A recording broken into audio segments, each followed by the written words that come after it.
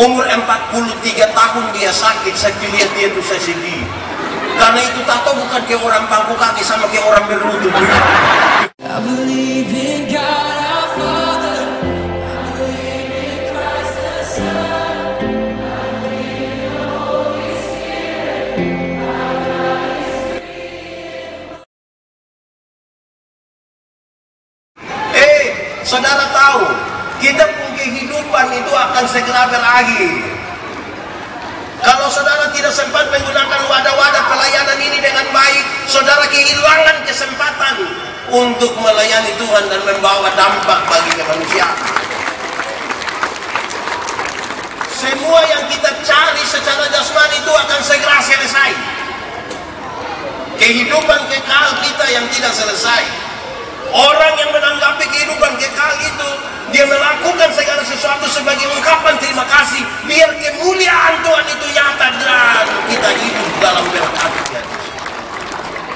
Saudara tahu, beredar di grup-grup WA itu bilang begini, toh pada akhirnya semua akan selesai juga, pada akhirnya semua akan normal.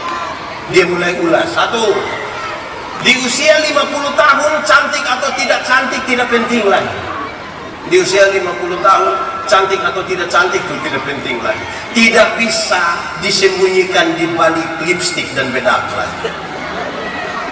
Tidak bisa lagi. Ibu-ibu, kalau ada yang tanya, mama umur berapa? Terus mama bilang, saya 50. Terus dia sengaja kaget, bilang, hah? 50? Macam ke 35? Jangan percaya. Di umur 30 itu kita punya pipi masih kencang-kencang. So 50 kita rasa kayak meleleh. Jangan percaya. Masa ke umur 50 sama ke 35? Itu yang 15 di mana? Kalau mama jalan sama-sama, mama bu anak perempuan, terus ada yang tanya, siapa ini? Oh, ini siapa anak perempuan yang pertama. Dia sengaja kaget, hah?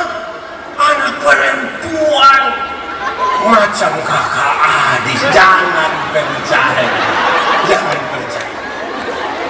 Masa mama seperti kakak adik dengan anak pertama? Kalau itu terjadi hanya dua kemungkinan. Pertama, kemungkinan dia punya anak muka terlalu tua, makanya dia mama itu kayak beda-beda tipis ya.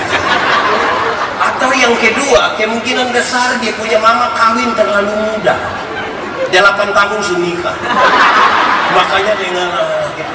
Tidak bisa. Bapak-bapak, tadi siang saya baru cerita. Kami SMA dulu, saya punya teman tato di sini, tato. Gak betul. Itu Guns N' Roses. Ada yang laki-laki duduk bangku kaki baru melukis itu. Gak ada. Kulit sudah bagus lagi, tinta bagus lagi, kontras betul ini kulit, gagal sekali, mantap. Karena itu SMA itu. Umur 43 tahun dia sakit, saya lihat dia tuh saya sedih. Karena itu tato bukan kayak orang bangku kaki, sama kayak orang berlutut. Ada selesai, saudara. Kita mau jago apa? Gila. Itu usia 50. Di usia 60 tahun, saudara. Di usia 60 tahun, ada jabatan atau tidak ada jabatan sudah tidak penting. Kau sudah pensiun. Waktu kita masih aktif itu yang anak-anak datang, syuk, langsung datang, Muhammad, lanjutkan. Nah, itu aktif itu. Sudah pensiun, kita mau terima pensiun di kantor pos. Anak kecil yang baru honor 3 bulan, dia lihat kita dari jauh. Pakai bahasa Tuban dia bilang, tua, aman kok.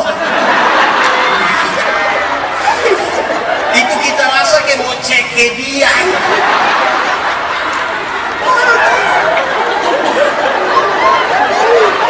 Di usia 70 tahun, di usia 70 tahun, saudara, di usia 70 tahun, rumah besar atau rumah kecil sama saja, apalagi rumah tingkat. Kalau sudah pakai tongkat mau naik di lantai 2 begitu, Mau apa? Di usia 80 tahun, di usia 80 tahun saudara, itu kaya atau miskin sudah tidak penting lagi. Oh, tidak mungkin lagi dia beli, kalau di Kupang dia beli sei babi barang 1 kilo makan sendiri, sudah tidak bisa lagi. Kok su kolesterol lagi, jantung, gigi sudah tidak ada lagi. Orang lain punya, dia mall saja. Sudah tidak bisa itu. Cucu dong kumpul-kumpul, cucu lari-lari, kan orang tua suka senang toh lihat cucu lari-lari. Terus cucu yang paling tua bilang begini, opa mau makan apa? Nah kakak lagi ya. Opa paling hanya bilang begini,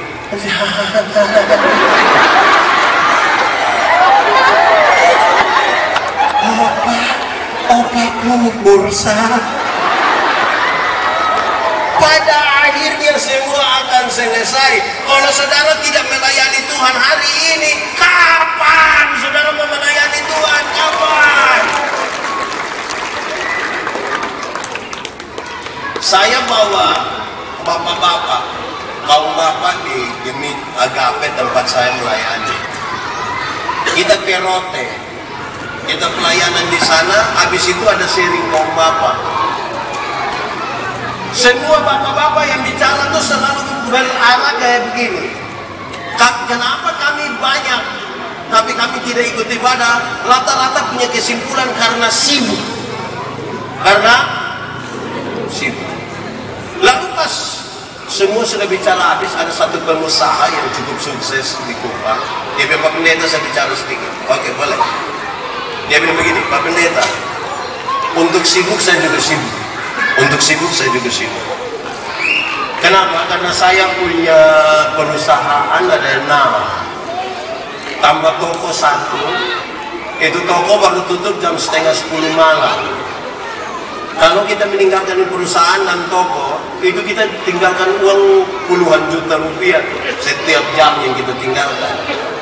Terus dia lanjut begini, tapi kenapa saya terima jadi majelis gereja? Kenapa saya ikut ibadah kaum bapak? Kenapa sampai antar anak-anak ke sekolah? Saya sengaja kasih panas mobil itu waktu anak-anak naik, supaya saya bisa baca satu ayat Alkitab supaya anak-anak dengar. Kami semua penasaran dengan jawaban. Terus dia jawab begini, saya lakukan itu karena saya sayang semua anak-anak. Saya marah juga. Saya bilang, oh, bapak saja yang sayang anak, kayak macam kami yang tidak sayang anak. Waktu dia bilang begini, Pak Pendeta saya minta maaf, Pak Pendeta saya minta maaf, saya minta maaf. Yang saya maksud begini, saya baca Alkitab, saya baca Alkitab. Tuhan marah kepada Daud, Tuhan marah kepada Salomo, karena Salomo buat kuil-kuil penyembahan untuk dewa dewi dari istri-istri. Tuhan marah dan ingin menghukum Salomo, tapi kemudian Tuhan batalkan hukuman itu dengan Tuhan mengatakan kalimat ini. Tuhan bilang begini, Salomo, oleh karena ayahmu Daud, aku tidak akan menghukum engkau. Pakai bahasa hari-hari dia bilang begini, Salomo, oleh karena engkau punya bapak yang bernama Daud itu yang buat saya tidak jadi hukum kamu. Dia bilang begini, Pak Pendeta, waktu saya baca itu bagian baru saya mengerti. Ternyata apa yang kita bapak-bapak buat, itu Tuhan perhitungkan bagi anak-anak. Apa yang orang tua buat, itu Tuhan perhitungkan bagi anak-anaknya. Lalu apa yang sekarang kita buat? Itu jadi pertanyaan yang serius sekali bagi kita, saudara. Kenapa? Karena kita bicara tentang berdampak. Saudara lihat, dalam perjalanan dari pembacaan tadi, ada orang tidak suka terhadap sebuah gerakan yang baik untuk pembaharuan. Lalu apakah karena ada yang tidak suka itu lantas dia berhenti? Jawabannya tidak. Untuk sebuah perbuatan baik selalu ada tantangan. Amin. Saya lihat waktu COVID kemarin, GPM sempat ibadah di rumah kok, ibadah dari rumah kan?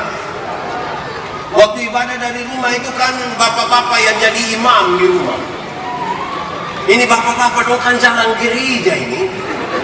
Terus karena liturgi dari gereja sudah sampai, mama dan anak kasih ingat, Bapak, besok pagi papa yang pimpin. Semua sudah duduk, mama duduk, anak-anak duduk, papa pakai batik. Papa maju. Anak-anak kan heran, orang langsung serempak bilang, wih.